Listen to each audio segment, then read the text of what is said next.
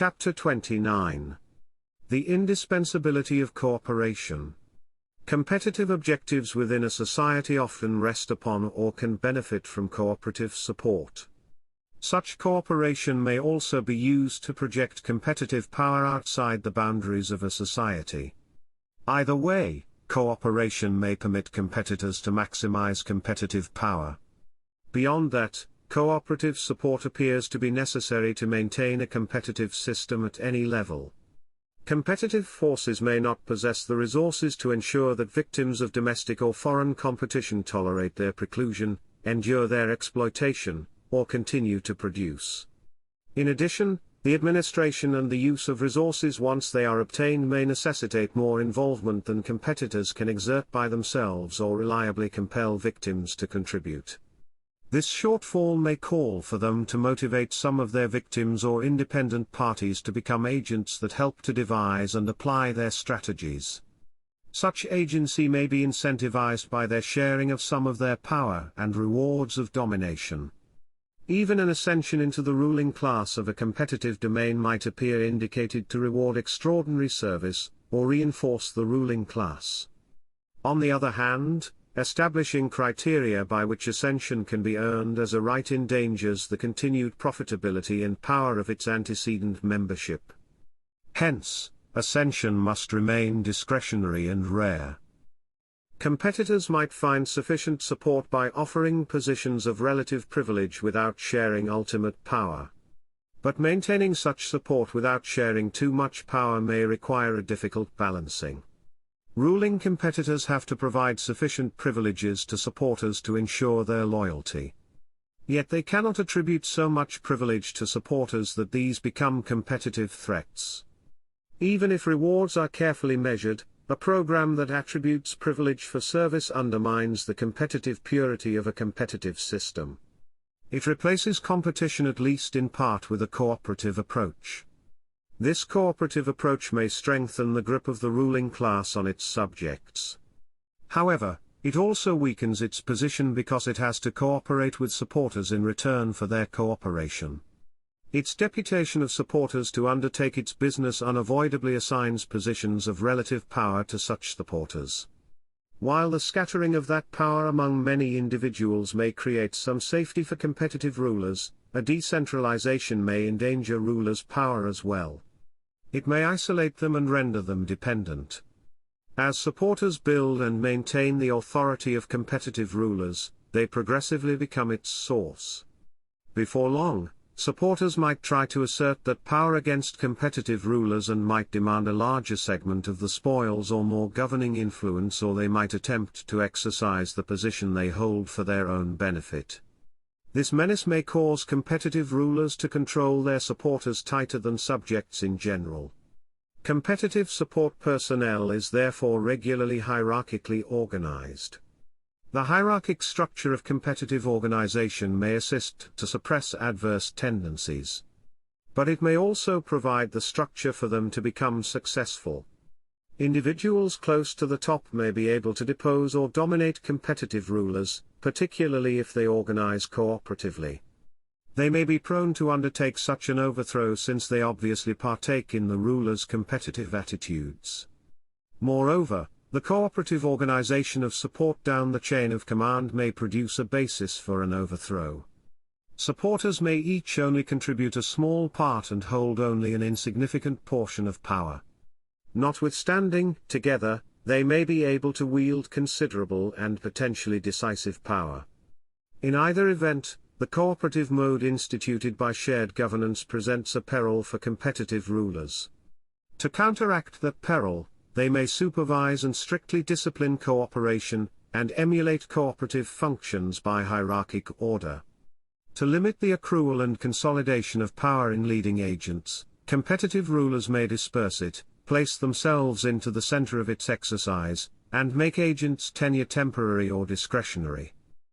Instead of or in addition to using a strictly organized hierarchy of agents, competitors may engage agents that operate or have the appearance of operating autonomously, at least in their immediate activities. Dominant competitors may support the endeavors of such subordinated competitors because this may allow them to delegate competitive activities in contact with victims. This agency of subordinated competitors distinguishes itself from an agency of direct supporters by the subordinated competitors, seeming independence that permits the dominant competitor to remain in the background. Weaker competitors may be voluntarily conscripted for such an arrangement because they expect to benefit from their association. They may also offer their services to forestall becoming competitive victims to a more thorough degree.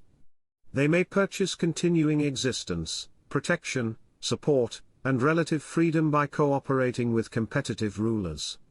The deputation of competitors imparts the possibility of providing dominant competitors with several advantages.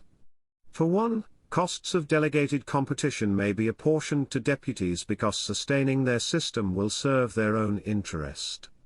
Assistance can be limited to closing remaining discrepancies in competitive capacity, possibly after or with the help of other deputies. Further, the use of deputies reduces risk in a variety of ways.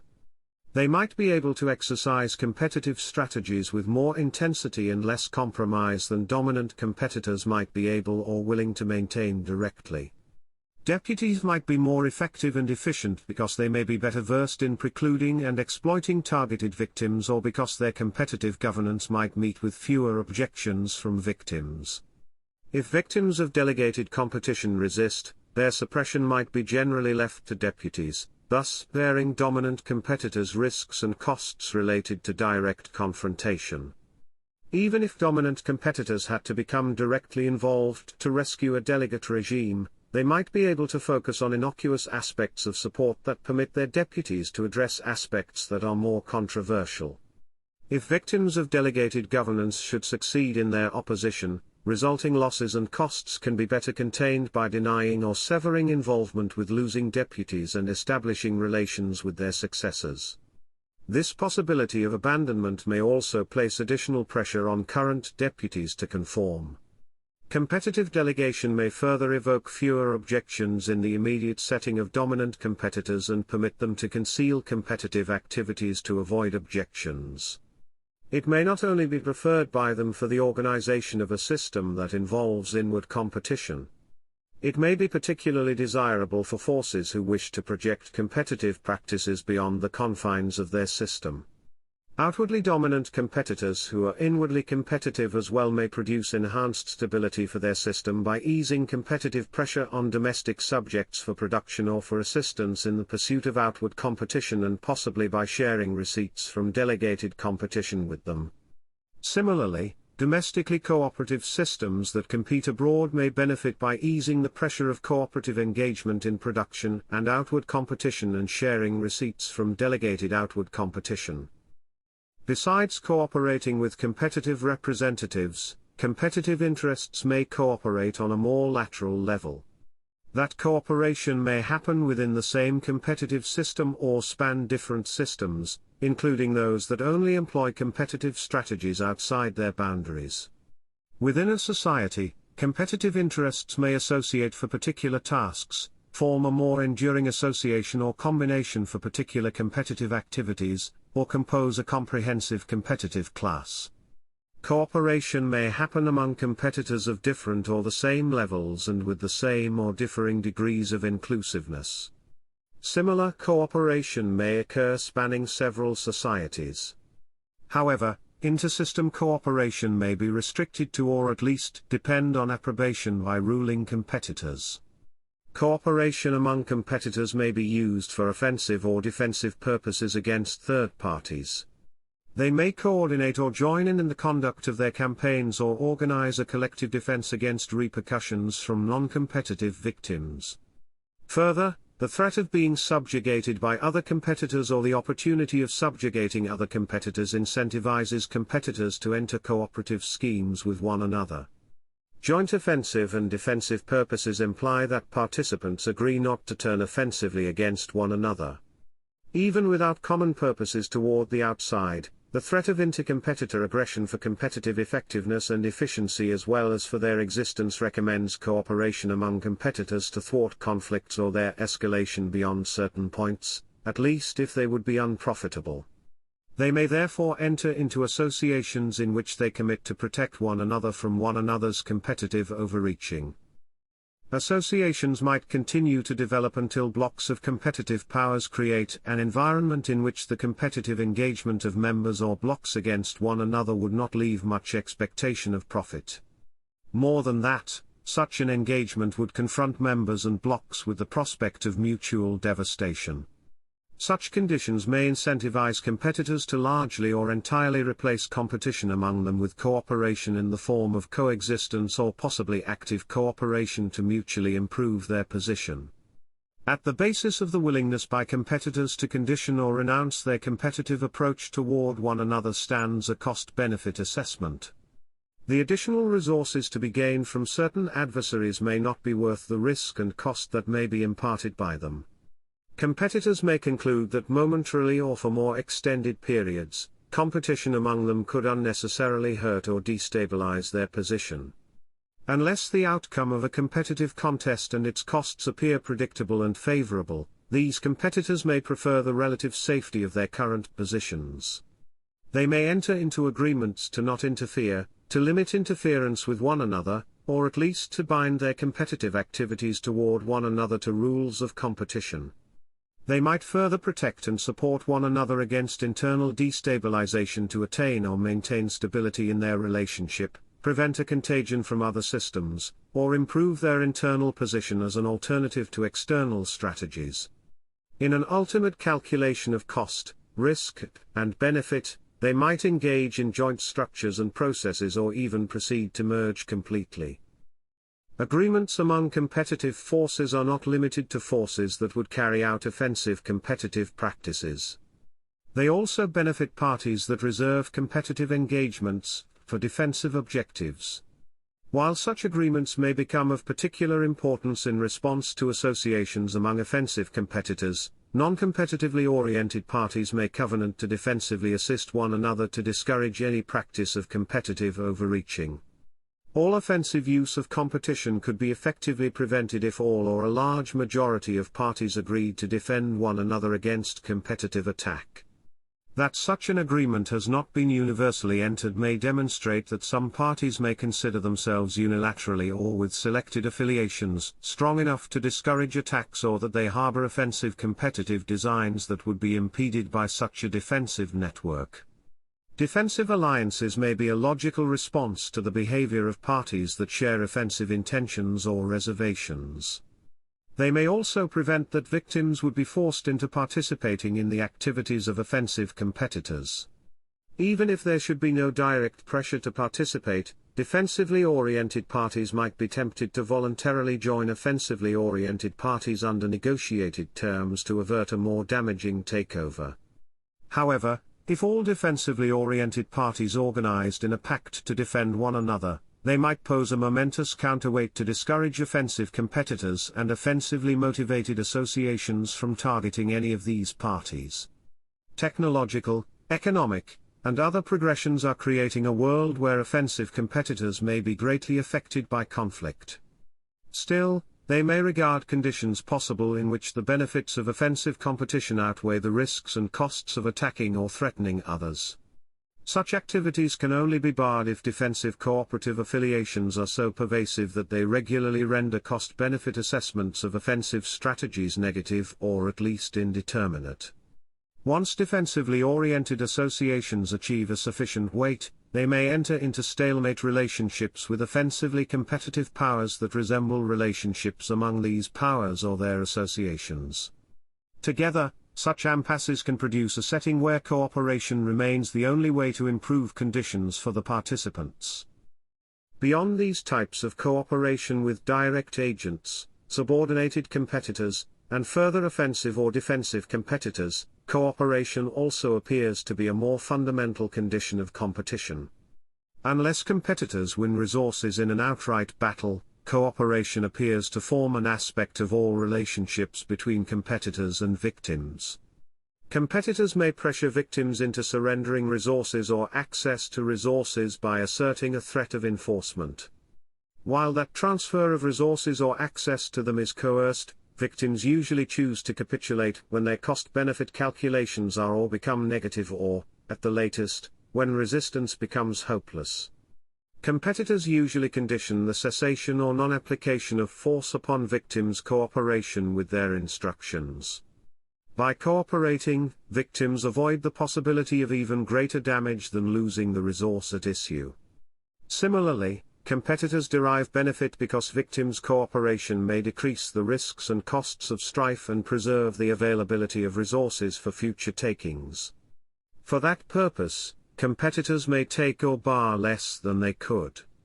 Competitors may therefore cooperate with victims' desires to limit the damage from their competitive behavior. They may even offer cooperation motivated by the wish to persuade victims to cooperate with less or without compulsion to lower the risks and costs of competition and improve its benefits. Yet letting victims keep possession of or access to some resources that they would already have independently alone may not induce victims' voluntary cooperation. It may additionally necessitate that they obtain an impression of mutuality. Such an impression may arise if competitors grant at least some return benefits.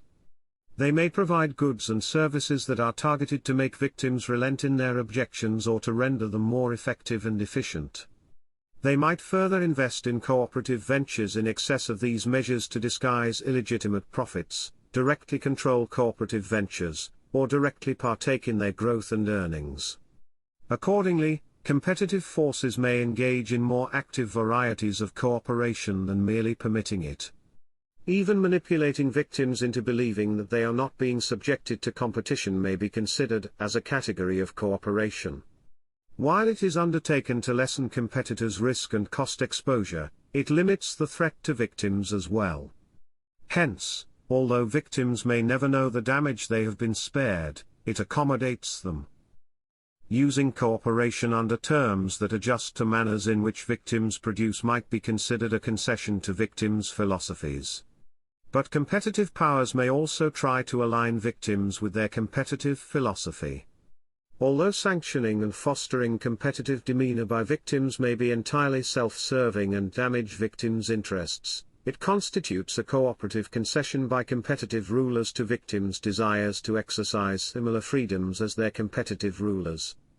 A showing that there is a chance of rising to the profitable side of a competitive system's inequities gives victims hope that, with sufficient effort and luck, they might prevail. Even if victims are aware that they could lose to other competitors and that their status might not improve or might even deteriorate from competition, they might still be willing to engage competitively. Victims may therefore expand their cooperation from merely bearing their competitive subjection to dynamically cooperating by applying competitive methods within the granted parameters. This cooperation may be essential for a competitive system because the potential of victims' rise in competitive status makes victims more amenable to accepting ruling competitive behavior against them. To achieve sufficient cover for rulers' activities, the potential for subjects to reap competitive advantages must be significant. But such strategies are only useful for protecting ruling competitors if the risks and costs they incur from victims' competitive practices are limited. Hence, the escalation of victims' competition must be cautiously controlled. Further, victims' possibilities of accumulation of wealth and power competitively have to be limited and their resources have to be confined to subject matters that do not materially interfere with the competitive activities reserved to the competitive rulers. Similar restrictions must be imposed on the cooperative accumulation of wealth and power that subsequently could be used competitively. To maintain the ruler's competitive edge, a competitive system must confine the potential of competition by non-ruling competitors not merely against the ruling competitors but also against ruling competitors' victims. It must additionally control competition among non-ruling competitors to foreclose their combination or consolidation and the emergence of combined challenges. Beyond the threat of competitive challenges, the opportunity to take advantage of non-ruling competitors as competitive proxies that may allow competitive rulers to step back into more safety while providing them with competitive results counsels competitive rulers to assert control. They may install structures and procedures by which they can tax, limit, dominate, deputize, or take over competitive ventures. They may mask such measures as governance, intervention, and trusteeship on behalf of victims' interests. Apart from directly material reasons, competitors may espouse other reasons for cooperation with their victims that are based on collateral needs.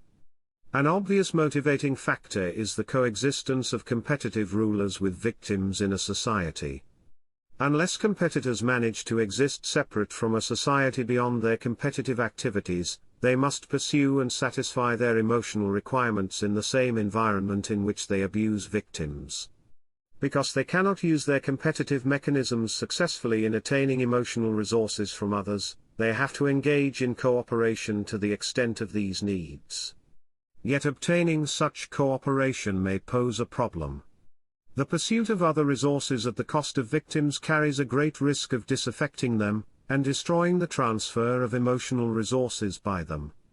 The fear of such repercussions may cause competitors to retreat socially into their own domain of competitors, beneficiaries, and supporters.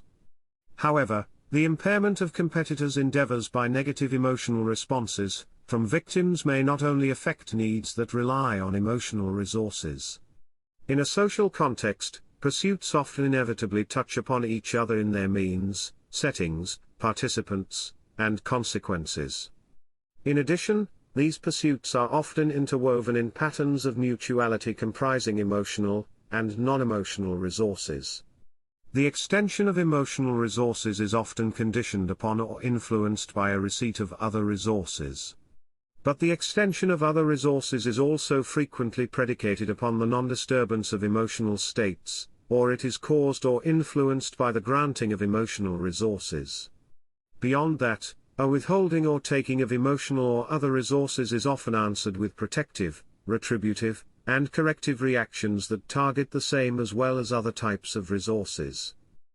These cooperative ground rules that seem to govern any social interchange and favor cooperation by members of a society are likely to prove irresistible for competitors who desire to attain emotional resources as members of the society in which they conduct their business. Further, they must be obeyed even if competitive rulers wish to increase or only maintain competitive profits. To obtain non-emotional resources without the costs and risks of coercion, and to maximize the quantity and the quality of their production, competitors will not only have to concede or distribute certain levels of non-emotional resources to victims. They carry the additional responsibility of stimulating the generation of emotional resources in victims that are directed toward them. Staying beneath offensive thresholds above which resources are denied poses a difficult challenge for competitors. It requires that they significantly curb competitive practices and conduct the remainder of them under circumstances that allow them sufficient cooperative cover. In addition to non-emotional mutuality and its pretenses, competitive rulers may endeavor to build a cooperative emotional connection with victims that compensates for the destabilizing effects of competitive activities. Yet simple balancing is not likely to succeed because of elaborate influences between emotional and non-emotional resources. Competitors are at continuing risk because they violate conditions of mutuality that form the legitimizing foundations for any society. Any practices past blatant exclusion and exploitation invariably draw competitors into requirements of cooperation. Once competitors commit to cooperative practices, they must integrate into a society to some extent. They lose some of their competitive influence to societal mechanisms that spring from the interdependence of human needs and pursuits.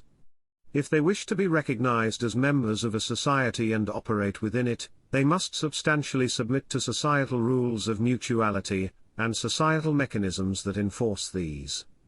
The consequences of impressions of even slight antisocial demeanor can be significant in a social environment that is based on notions of mutuality. Competitive activities against members may be answered not only by those directly affected. Other individuals may act in solidarity. This prospect causes members to live in apprehension of retribution for antisocial behavior and coerces them to comply. Social structures may then offer effective protection against competitive overreaching, including attempts from well-organized and dominant interests. These structures have the potential of matching offensive competitive determination with cooperative defensive organization. To still succeed, competitive powers must substantively cooperate with victims. Only then may they be able to cover their misdeeds by manipulating their victims into believing that they are not subjected to competitive strategies or to corrupt them to condone these in spite of their antisocial effects.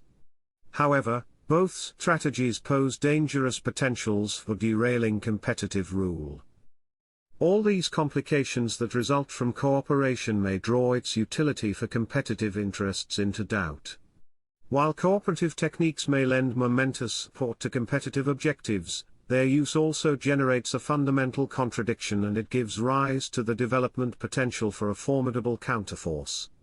Because cooperation is the conceptual antidote to competition, its infusion into competitive undertakings to keep a competitive system stable and profitable necessarily detracts from the power and wealth of competitive rulers and creates its own source of instability. The disadvantages of cooperation with victims may outweigh the advantages for some of the competitors, causing them to turn away from that strategy. They may try to forestall this threat by avoiding cooperative concessions and instead apply exploitation or exclusion without regard for victims. They may be set to unyieldingly discipline victims, eliminate resistance, and move on to other surroundings if necessary. Accordingly, one cannot assume that competitive forces will develop aspects of cooperative integration with their victims. Yet, even if competitive rulers could govern their victims by coercion alone, they exchange one reliance on cooperation with another. As a competitive system becomes more openly exclusionary and predatory, it necessitates heightened enforcement support from agents or other intermediaries. Hence, either way, competitors may not be able to achieve their objectives without obtaining and granting significant cooperative support. They may be unable to avoid the risk of cooperative compromises. Cooperation appears to be necessary to facilitate, increase, and maximize the benefits of competitive practices. The higher competitors aim, the more they will have to rely on cooperative practices and exposure to cooperative forces. These cooperative forces stand to challenge competitive domination. The eventual demise of competitive mechanisms may be inevitable because they remain inferior to cooperative systems in producing and in administrating resources, even if they use cooperative elements. As much as competitors might succeed in manipulating or coercing subjects into submission or support, any such mechanisms will eventually be tested. Foreign forces might interfere. Competitive rulers might act in ways that upset settled practices. Non-ruling members of a society may develop in ways that challenge the system. Resources of the system may be damaged, threatened, or waning. The disproportionality of means that a competitive system attempts to institutionalize generates differences in the ability to cope that render the system predisposed for unsteadiness. A competitive system that maneuvers in an environment of scarcity has to contend with this inherent instability persistently and more obviously. Revelations of existential inequities may prompt underprivileged individuals to explore the causes and try to eliminate disproportional treatment. In systems with greater affluence, differences in the ability to cope may not be regularly as palpable. Yet, if resources decrease dramatically, preferences in access to them or their possession will likely show more clearly, and a competitive system may reveal its non-cooperative core. To manage such a crisis with relative safety, it must be temporary, competitive rulers must be wholly or relatively blameless for it, and their rule must be generally accepted. Further, competitive rulers must practice solidarity timely and sufficiently. Even if they fulfill all these conditions, they may be toppled because they may be unable to recover their preferential position after conditions improve. The populace may demand that temporary moderations in competitive impositions become permanent. Because not all challenges and exigent circumstances that test a system can be controlled, rulers and beneficiaries of such a system can never be entirely safe. The disparities and methods of competitive systems continue to be at risk of being uncovered, fought, corrected, and avenged by victims. The leading position of competitive rulers continues to be at risk of being toppled from within their implementation structure or even from within their own ranks. These inherent risks of competitive activity arouse an undercurrent of fear.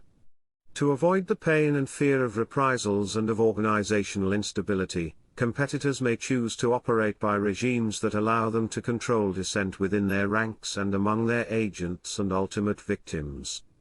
Only, ostentatious security measures draw attention and antagonism and may increase the risk of being deposed. Competitive rulers may therefore minimize direct interaction with victims and lead a surreptitious existence. They may even maintain defensive wariness and distance toward their supporters and one another for fear that others might turn against them. While such measures might help them to avoid some dangers, their clandestine existence and segregation also render them vulnerable, because they do not permit them to maintain control and security measures that would arouse attention. Moreover, their antisocial behavior may weaken their influence and deprive them of necessary backing and means to meet challenges. That ability may be further imperiled because all shielding efforts only have a chance if the number of competitive rulers and their beneficiaries is kept very low.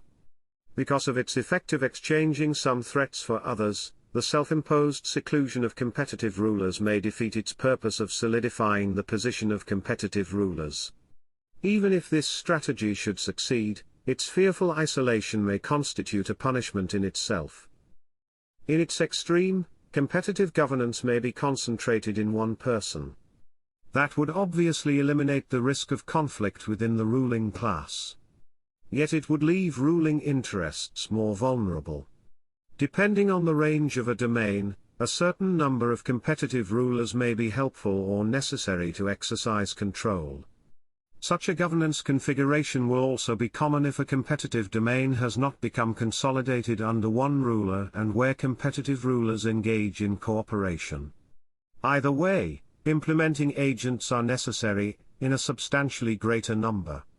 Maintaining a competitive rule might not be feasible without close presence, control, and social connections at least in the upper ranks of supporters. That support class, in turn, must interact with ultimate victims to maintain a competitive system. Although buffering by multiple levels of agents may leave the identity and the activities of ultimate rulers widely unfamiliar, keeping them totally secret might be impossible. The best strategy for competitive rulers might be to maintain a low profile and, in the event their involvement or their activities become apparent, to make these appear as normal and legitimate as possible. To institute such a scheme, they may select a way of life, profession, or governmental organization that defensibly places them in regular contact with each other and the upper levels of agents, possibly not even with their appearance as rulers. Under this disguise, they may dispel impressions of them as a competitively ruling caste. Not even agents might be fully informed of rulers' competitive agenda or even their status as competitive rulers beyond a cover. By additionally instituting structures and processes that legitimize, plan, guide, hide, and obfuscate competitive behavior by agents, competitive rulers can further reduce ostentatious security measures. Still, competitive practices taking place through an agency are bound to instill some semblance of a profile in the awareness of subordinated agents and ultimate victims, although it might be attributed to agents and these might be mistakenly identified as competitive rulers. Such a profile positions actual rulers at risk to stand and fall with the system they rule even if they manage to maintain surreptitiousness and deniability. Moreover, their direct competitive practices toward agents will leave another, albeit smaller profile that may be hard to deny. The resulting continuing threat of instability characteristic to a competitive system imparts a heavy liability of never-ending vigilance and control efforts on its rulers. The more they make their happiness dependent on the taking and withholding of resources, the less secure they can be of their happiness. The chronic instability of their benefits may lead them to live in fear of changes that might negatively affect or end the competitive system or their rule. Enjoying their privileges may be challenging under such apprehension. Even if they can secure their reign, They must fear that future generations to whom they bequeath their rule will be subjected to a reversal of fortune and will experience retribution. Even if the stability of a competitive system could be indefinitely maintained with prudent administration, the incentive and skill to secure its survival may fade. Success may over time weaken the capabilities of the privileged to engage in control and stabilization efforts that are required to maintain a competitive system. Stability may also instill them with complacency that their competitive benefits are secure. A privileged class may degenerate as a result of its accomplishments in securing stable domination and fail to maintain the mechanisms that form the basis for its privilege. Consequently, the triumph of a disproportional system may jeopardize its existence as much as its inherent shortfalls or as interferences beyond these causes. Even if competitive systems could be protected against inherent and extraneous recriminations, competitors may succumb to countervailing forces in their mind. A competitive approach necessarily leads to irreconcilable differences in a perpetrator's attitudes toward happiness. These arise because competition can only be successfully applied to a limited number of pursuits. Competitors have to select a cooperative or singular approach for the remainder of their pursuits. The differences between competitive and cooperative practices would require an individual who is engaging in competitive practices to radically differentiate depending on the needs or even aspects of needs being pursued. Assuming we could isolate our social correlations between pursuits that can benefit from competition and those that are damaged by competitive attitudes, this differentiation would also require a split of our behavior and mental attitudes into contradictory spheres. To pursue some of our needs or aspects of needs, we would have to be ethical, loving, caring, supportive, accommodating, charitable, and altruistic in portions of our behavior. In other areas, we might see it necessary or advantageous to proceed by being mendacious, cold, egocentric, controlling, ruthless, forbidding, and predatory. This would force us to alternate back and forth between antithetical approaches. That may not appear to us as an unusual task. We may regularly experience different attitudes in us toward aspects of our environment depending on whether they can or do assist us or whether they present obstacles. However, this more fundamental split of our attitude tied to our needs is likely to cause problems because it divides our personality into incompatible parts. Balancing the resulting disharmony may be difficult because we may not be able to separate applications. We may pursue several approaches contemporaneously in which needs that represent these contradictory attitudes meet, or they may be blended in the pursuit of the same need. Even if we can keep these contradictory manners of pursuit separate, our incongruity may render individuals in relationships with us insecure and distrusting. Moreover, our competitive or cooperative side may engage in strategies that the other disapproves. Living with such a split personality that gives us contradictory instructions and that feels alienated from aspects of itself is bound to cause internal conflict and to leave us confused and discontented. The dynamics of this split require a closer review.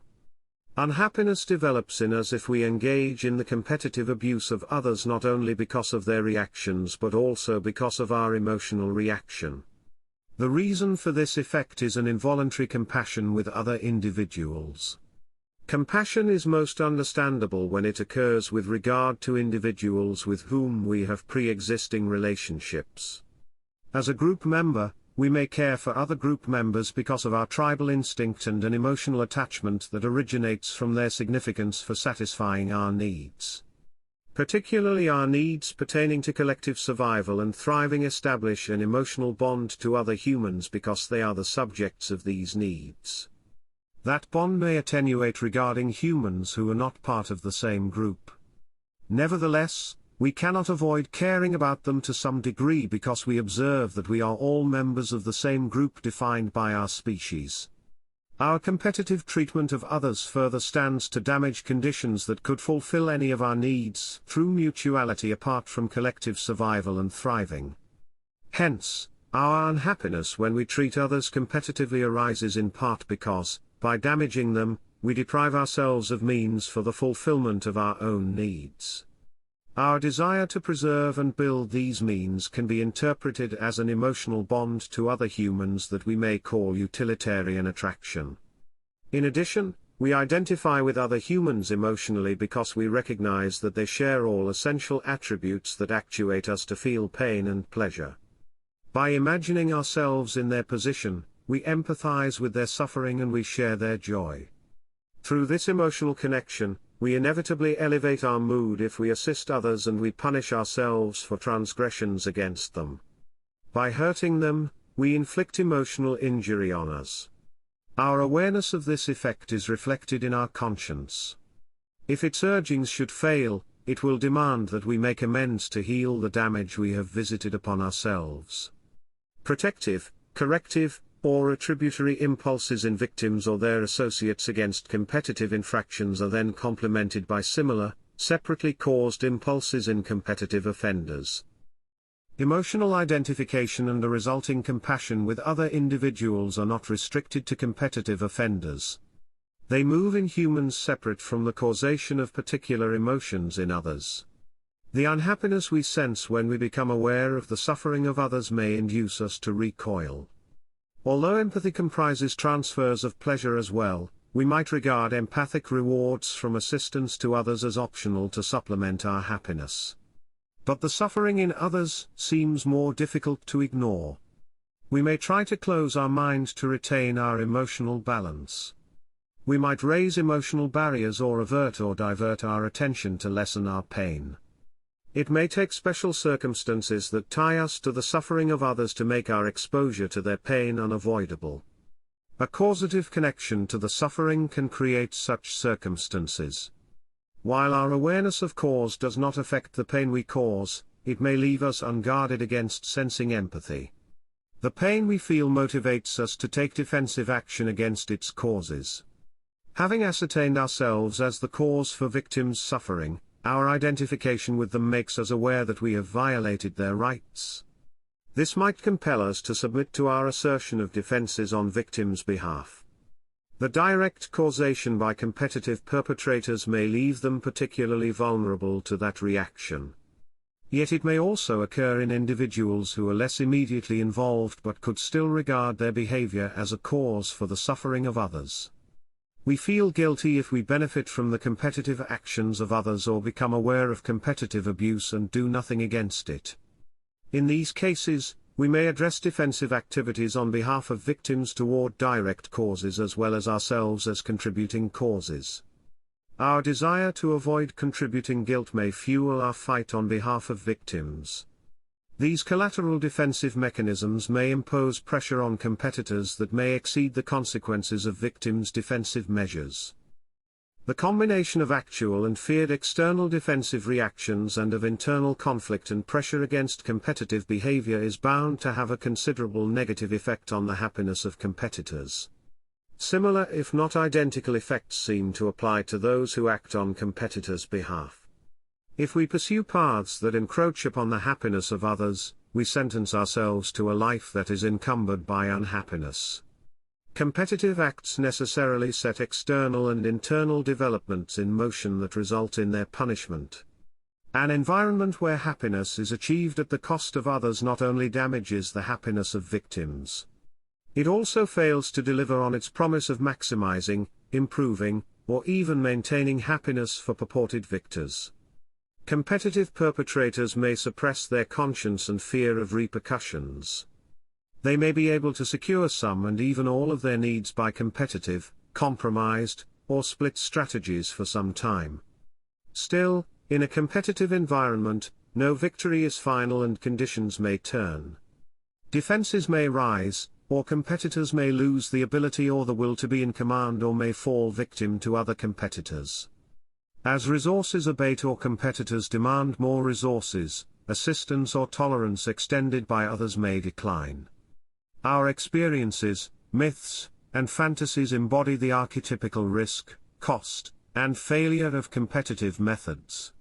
Tales about abuse leading to its own destruction are more than fanciful fiction. They represent more than naive hopes for happy endings against better insight. They reflect the awareness or intuition that competitors and their beneficiaries will reap unhappiness.